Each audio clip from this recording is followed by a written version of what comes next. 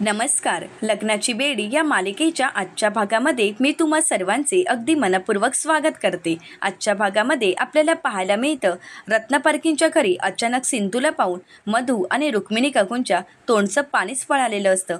दोघीही घाबरून गेलेले असतात. तर आता रुक्मिणी काकू विचारतात, तू आणि इथे? आता मात्र सिंधू काहीच प्रतिउत्तर करत नाही. सिंधू ही शांत निवांत बसलेली असते. तर मधू म्हणू लागते, कस्टडीतून पळून तू इथे आली आहेस तर, परंतु एक गोष्ट लक्षात ठेव, राघव तुला सोडणार नाही. आता राघव तुला येऊन फरफटत इथून घेऊन जाणार आहे. रुक्मिणी काकू म्हणतात, तुला लाज नाही का वाटत? अगं, कस्टडीतून पळून तू पुन्हा एकदा आमच्याच घरी आली आहेस का? नाही. आता राघव आल्यानंतर मी राघवला सांगणारच आहे की हिला आयुष्यभर जेलमध्ये सडत ठेव, कारण हिची तेवढीच लायकी आहे. आता रुक्मिणी काकू आणि मधू सिंधूची शाळा घेत असतात. तर मधू म्हणू लागते, काकू तुम्ही शांत व्हा, आता राघव येतच आहे. राघव एकदा आला की हिला चांगलाच धडा शिकवणार आहे. परंतु सिंधू मात्र काहीच बोलत नसते.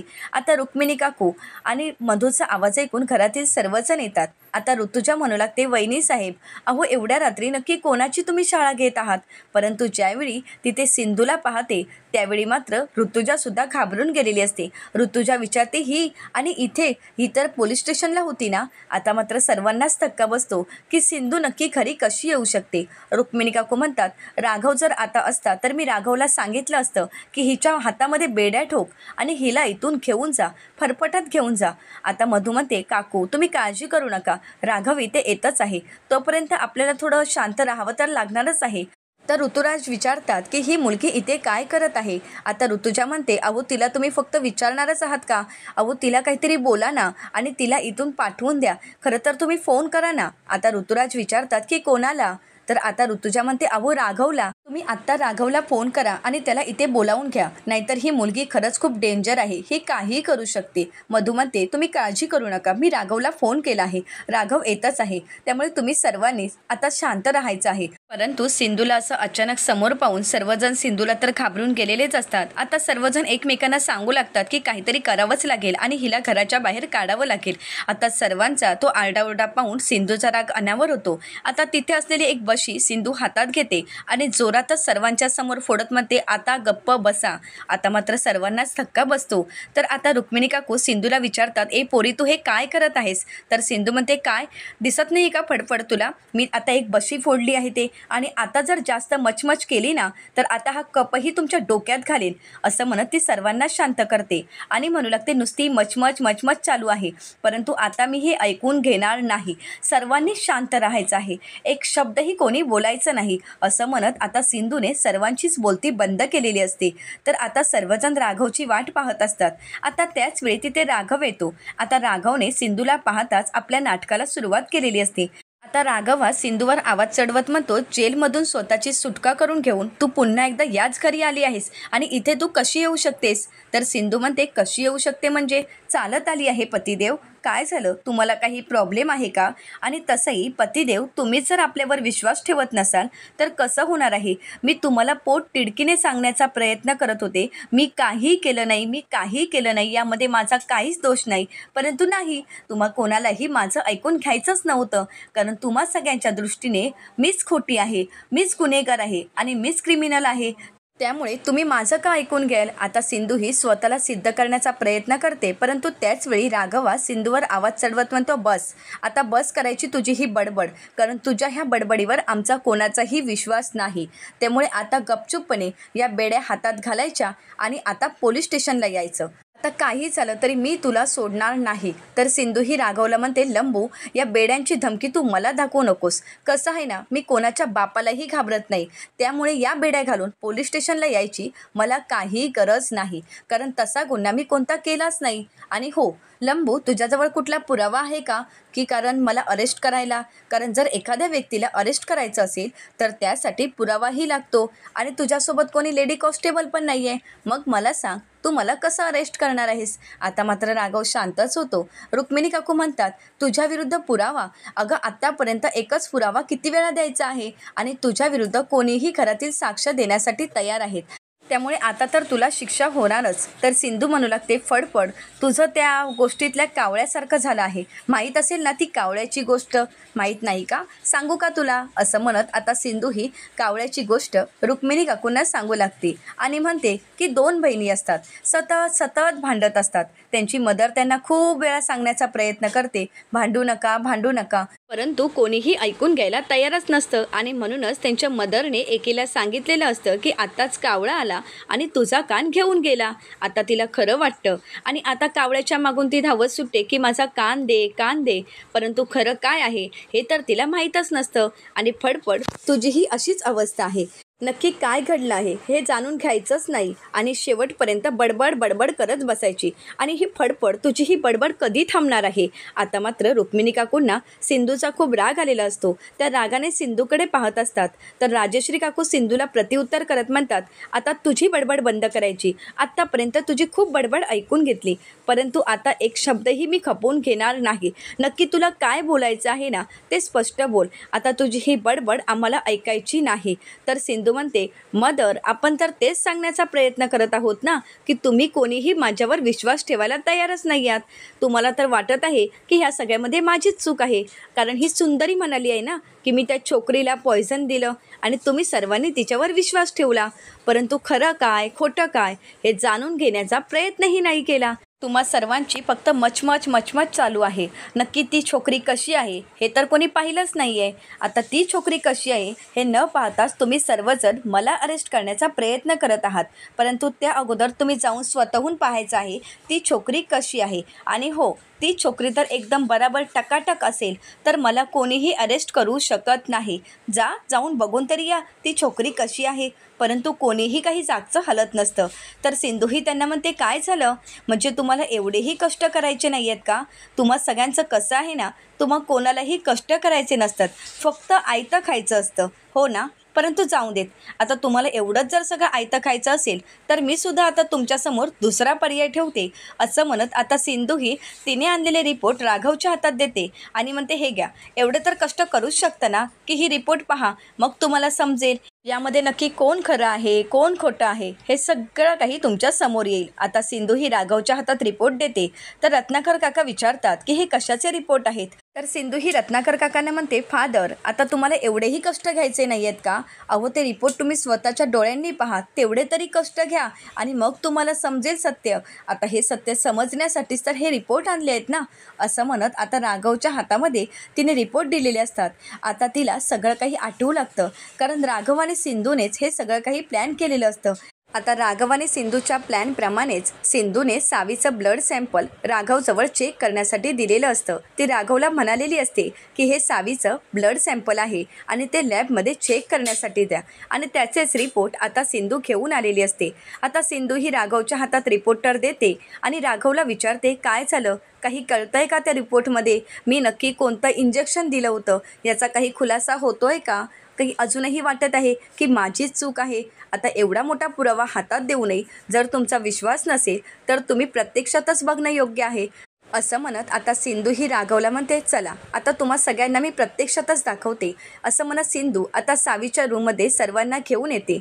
परंतु ज्यावेळी सिंधू आणि राघव सावीच्या रूममध्ये येतात आणि घरातील सर्वच जण येतात त्यावेळी मात्र सर्वांनाच धक्का बसतो. खरं तर हा आनंदाचा धक्का असतो. आता सर्वांच्याच डोळ्यामध्ये आनंद अश्रू असतात, कारण सिंधूच्या एका इंजेक्शनने खूप मोठा चमत्कार झालेला असतो. तो म्हणजे सावी शुद्धीवर आलेली असते. आता आपली मुलगी शुद्धीवर आली हे समजताच राघव आणि सिंधूला खूप आनंद झालेला असतो.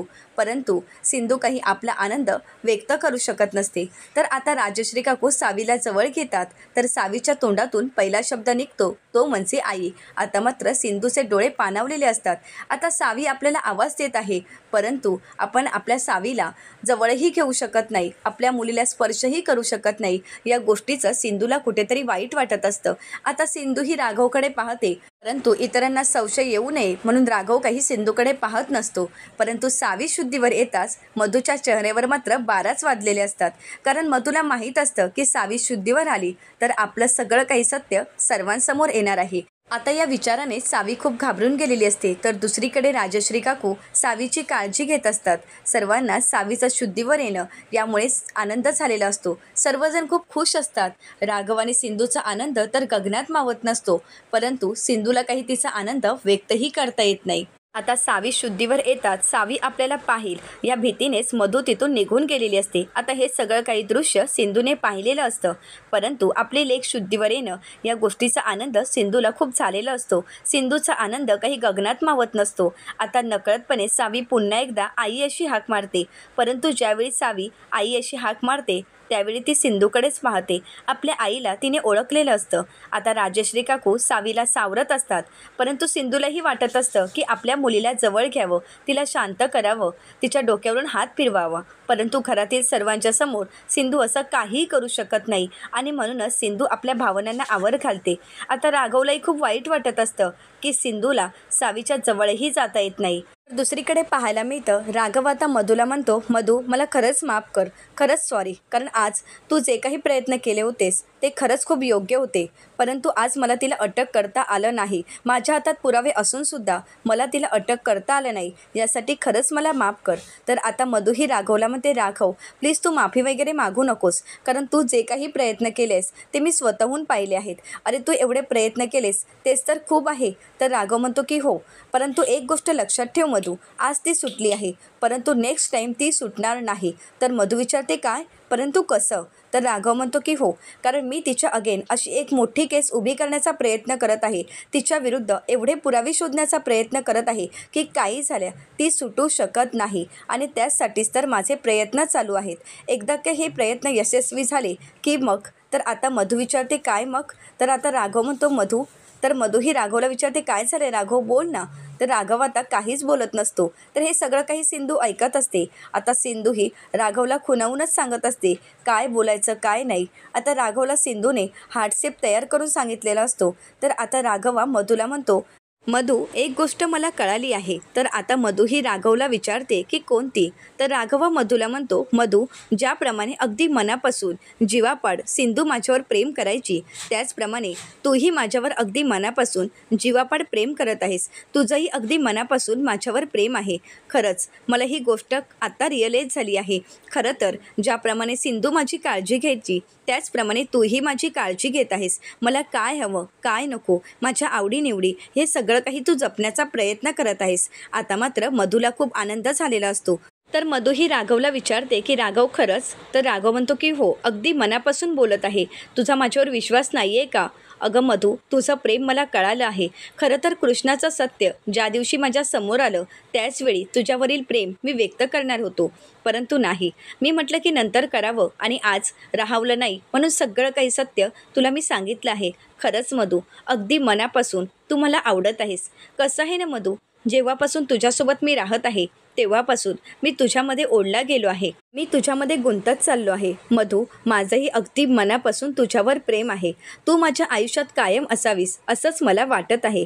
आता राघवचं हे बोलणं मधूला खरं वाटत असतं, परंतु पुढे काय बोलावं हे काही राघवला कळत नसतं. परंतु राघवला साथ देण्यासाठी सिंधू तिथे असतेच. आता सिंधू ही इशाऱ्यानेच राघवला पुढे काय बोलावं हे सगळं काही खानाखुना करून सांगत असते. आता राघवला त्यातलं थोडंफार कळतं, आणि म्हणूनच आता मधूचा विश्वास जिंकण्यासाठी राघव नाटक करत मधूला म्हणतो, मधू मला माहीत आहे की हे सगळं काही तुझ्यासाठी स्वप्नासारखं आहे, कारण याच गोष्टीचा तू आत्तापर्यंत विचार केला होतास, परंतु आज हे स्वप्न सत्यात उतरत आहे, आणि हे म्हणूनच तुला काहीतरी वेगळं वाटत असेल की खरंच हे खरं आहे का, आणि म्हणूनच तुझा अजूनही माझ्यावर विश्वास बसत नसेल.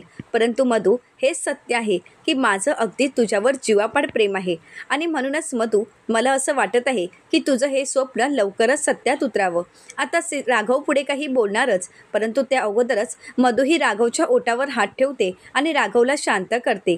आता मधूही राघवकडे अगदी प्रेमाने पाहत म्हणते, राघव, याच संधीची, याच गोष्टीची, खरं तर याच दिवसाची मी वाट पाहत होते.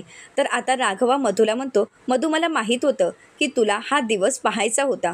खरं तर या दिवसासाठी मी तुला खूप आतुरतेने वाट पाहायला लावली ना, यासाठी खरंच मला माफ कर.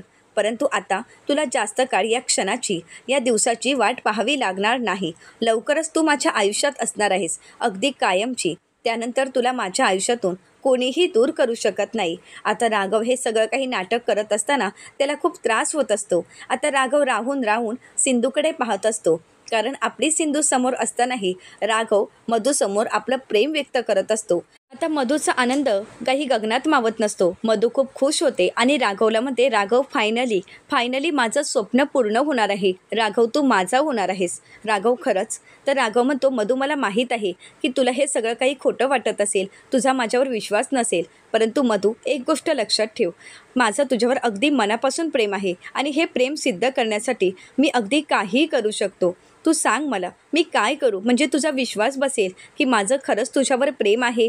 तर मधू ही राघवला म्हणते, राघव खरंच? राघव म्हणतो की हो मधू, अगं तुझा माझ्यावर विश्वास बसावा यासाठी मी काहीही करू शकतो आणि माझं प्रेम व्यक्त करण्यासाठी मी माघार घेणार नाही. आता मधूला खूप आनंद झालेला असतो. मधू ही राघवला विचारते, राघव खरंच मी जे काही सांगेन ते तू करायला तयार होशील? तर राघव म्हणतो की हो, तू सांगून तरी बघ, मी नक्कीच करायला तयार होईन. परंतु हे बोलत असताना राघवने फिंगर क्रॉस केलेली असतात. आता हे सगळं काही सिंधूने पाहिलेलं असतं. आता मधूवरील प्रेम व्यक्त करत असताना राघवला कुठेतरी अपराधी वाटत असतं आणि म्हणूनच राघवा मनाशीच म्हणतो, देवा मला खरंच माफ कर, परंतु या मधूचा चेहरा जगासमोर यावा, या घरच्यांसमोर यावा, यासाठीच मला हे सगळे काही प्रयत्न करावे लागत आहेत. आता राघव मधूला विचारतो, मधू अगं बोल ना, मी तुझ्यासाठी काय करू की ज्यामुळे तुझा माझ्यावर विश्वास बसेल? तर आता मधू ही राघवला म्हणते, राघव मला त्या कृष्णाला शिक्षा द्यायची आहे. खरं तर तिला मला धडा शिकवायचा आहे आणि म्हणूनच मला असं वाटत आहे की मला आता स्वतःहूनच प्रयत्न करावे लागतील. राघव मला माहीत आहे तुझा गव्हर्नमेंट जॉब आहे, त्यामुळे तू काहीही करू शकत नाही, कारण तुला जर काही करायचं असेल, तिला शिक्षा द्यायची असेल तर तुला पुराव्यांची गरज लागणार आहे, कारण तुझे हात दगडाखाली आहेत. परंतु राघव माझं तसं नाही आहे, माझे हात दगडाखाली नाही आहेत, मी काहीही करू शकते, मी स्वतंत्र आहे आणि म्हणूनच मला असं वाटत आहे की आता त्या कृष्णाला शिक्षा देण्याची वेळ आली आहे आणि ती शिक्षा मीच देणार आहे आणि माझ्या पद्धतीने. असं म्हणत आता मधू तिथून निघून जाते. आता मात्र मधूच्या या बोलण्यामुळे राघवला तर धक्काच बसतो. आता नक्की मधूच्या मनामध्ये काय चालू आहे याचा सिंधू आणि राघव विचार करू लागतात. तर दुसरीकडे पाहायला मिळतं, सिंधू ही तिच्या रूममधून बाहेर जात असते. आता त्याचवेळी समोरून मधू येत असते. आता मधू आणि सिंधू या दोघांचाही एकमेकींना धक्का लागतो. आता धक्का लागताच मधूने तर सिंधूला धक्का दिलेला असतो आणि म्हणूनच सिंधू ही मधूला विचारते, काय झालं? बाप रे, दिसत नाही आहे का? आता मात्र मधू ही रागाने सिंधूकडे पाहत असते. तर सिंधू म्हणते, नाही म्हणजे दिसत नसेल तर चांगल्या डॉक्टरकडे जाऊन डोळे चेक करून घ्या, म्हणजे उद्या प्रॉब्लेम नको ना व्हायला. आणि हो, जर तुम्ही मुद्दामहून ढकललं असेल तर डोळे चेक करायची काही गरज नाही, परंतु खरंच तुम्हाला दिसत नसेल तर मात्र तुम्हाला तुमचे डोळे चेक करावे लागतील. तर आता मधू ही सिंधूला म्हणते की स्वतःला जास्त शहाणी समजू नकोस. आज तू कस्टडीतून सुटलीस याचा अर्थ तुला काय वाटत आहे की तू नेहमीच कस्टडीतून सुटणार? परंतु नाही, मी तुला असं सहजासहजी सोडणार नाही. तर सिंधू म्हणू लागते, हो का? परंतु एक गोष्ट विसरलात का तुम्ही? मी इथे कृष्णा बनून का आली आहे? कारण भगवान कृष्णांवर अगदी माझा जीवापाड विश्वास आहे. ते मला साथ देतील याची मला पूर्ण खात्री आहे आणि या सगळ्या संकटातूनही तेच वाचवतील. भगवान कृष्ण काय म्हणतात माहीतच आहे ना, की चांगली कर्म करत राहा आणि त्याचं चांगलं फळ नक्कीच मिळणार आहे. आणि कसं आहे ना, चांगलं कर्म करण्यासाठी जर आपल्या माणसांना दुखवावं लागलं तरी चालेल, परंतु त्याचं फळ तर योग्यच मिळणार आहे. परंतु मला एक कळत नाही, हे मी तुम्हाला का सांगत आहे? तुम्हाला तर सांगून त्याचा काहीच उपयोग नाही. तर मधू म्हणते, हो का? परंतु आता जे काही तू पुराण सांगत आहेस ते तुझ्याजवळच ठेव, कारण आता कलियुग आहे, कलियुग, आणि या कलियुगामध्ये काहीही होऊ शकतं. तर सिंधू ही मधूला म्हणते, झालं का तुमचं बोलून, मी येऊ का? असं म्हणत आता सिंधू ही तिथून निघून जात असते. परंतु सिंधूच्या नकळतच मधूने सिंधूला बेशुद्ध केलेलं असतं. तिच्या तोंडाला रुमाल लावून तिला बेशुद्ध करत आता ती एका अडगळीच्या खोलीमध्ये तिला घेऊन येते आणि म्हणू लागते, जोपर्यंत या औषधाचा असर कमी होत नाही तोपर्यंत इथेच खितपत पडायचं आहे. आता मला पाहायचं आहे की राघव तुला सोडवण्यासाठी येतो की नाही. जर राघव तुला सोडवण्यासाठी आला तर एवढं सिद्ध होतं की राघव तुझ्या बाजूने आहे, आणि राघव तुला सोडवायला आलाच नाही तर मात्र राघव माझ्या प्रेमात आहे हे सिद्ध होतं. आता बघू नक्की राघव माझ्या प्रेमात आहे की तू आणि राघव एकत्र येऊन मला ट्रॅपमध्ये अडकवण्याचा प्रयत्न करत आहात. असं म्हणत आता मधू तिथून निघून जाते. तर पुढील भागामध्ये आपल्याला पाहायला मिळतं, ज्यावेळी सिंधू ही शुद्धीवर येते त्यावेळी सिंधू विचार करत म्हणते की मी नक्की कुठे आहे. आता सिंधूच्या लक्षात येतं की मधूचाच हा सगळा काही प्लॅन आहे. तर आता सिंधू मनाशीच म्हणते की नक्की या मधुताईंच्या मनात काय चालू आहे काहीच कळत नाही. परंतु राघवला कळालं असेल का की मी नक्की कुठे आहे आणि मी घरात नाही. आता मात्र सिंधूला राघवची काळजी वाटत असते. तर दुसरीकडे राघवला सिंधू कुठेही दिसत नाही आणि म्हणून राघवला खूप टेन्शन आलेलं असतं. आता राघव विचार करू लागतो की सिंधू नक्की कुठे गेली असावी आणि म्हणूनच आता राघवा सिंधूला शोधण्यासाठी घराबाहेर पडत असतो. परंतु त्याच वेळी मधू तिथे येते आणि राघवला विचारते, टेन्शनमध्ये आहेस? तर राघव म्हणतो, कुठे टेन्शन, कसलं टेन्शन, काहीच टेन्शन नाही आहे. तर आता मधू ही राघवला विचारते, कृष्णाचा विचार करतोयस का? कृष्णा कुठे गेली? तर आता राघव म्हणतो, का मी का तिचा विचार करू, मी तिचा विचार वगैरे काहीच करत नाही आहे. तर मधू विचारते, हो का, मग आत्ता तिला शोधण्यासाठी तू घराबाहेर का पडत होतास आणि घरामध्ये तिला का शोधण्याचा प्रयत्न करत आहेस? आता मधूचे हे प्रश्न ऐकून राघव शांतच होतो. आता राघव मधूला काय प्रत्युत्तर देईल आणि सिंधूला शोधेल का हे पाहणं अतिशय रंजक ठरणार आहे. अशाच मालिकेंचे नवनवीन अपडेट पाहण्यासाठी चॅनलला नक्कीच सबस्क्राईब करा. आजचा व्हिडिओ तुम्हाला कसा वाटला हे कमेंट करून नक्कीच कळवा. आजचा व्हिडिओ जर तुम्हाला आवडला असेल तर व्हिडिओला लाईक करायला विसरू नका आणि व्हिडिओ पाहिल्याबद्दल तुम्हा सर्वांचेच अगदी मनपूर्वक धन्यवाद.